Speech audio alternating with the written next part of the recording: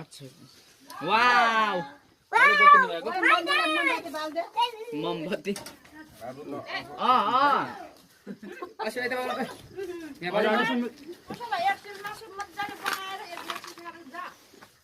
हामी लास्ट हुँदैन रे के जीवन जान्छ रे के ढिलो भयो नि जान्छ रे हामीसँग बसेर खान्छ रे यो बिरान हुँदा मात्रै सुत्छ अब रातिको 12 बजेसम्म चाहिँ मसँग घाँटा कुदेर हुन्छ अब बल मात्रै गर्दा हुन्छ यो अलि सबै झर्छ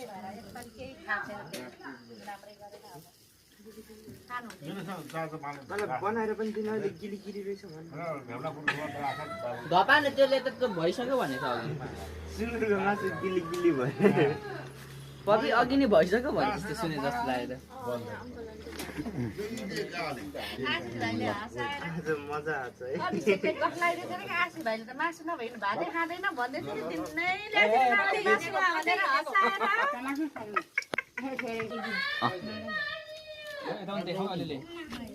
सबैतिर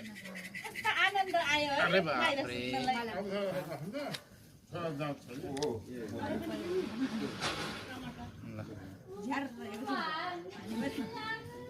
मेरो मात्र हैन अरूको पनि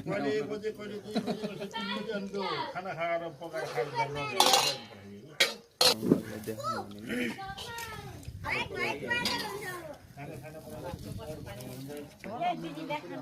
त्यसको मैले अघि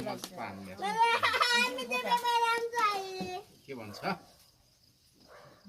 बचाउनु पर्छ त हामीले सबै देखो भयो त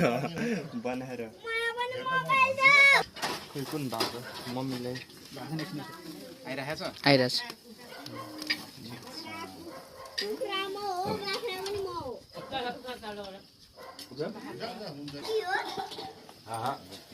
मान्छेले बराबरी खान्छ भात चाहिँ खाए भोक लाग्यो भने चाहिँ कुखुराले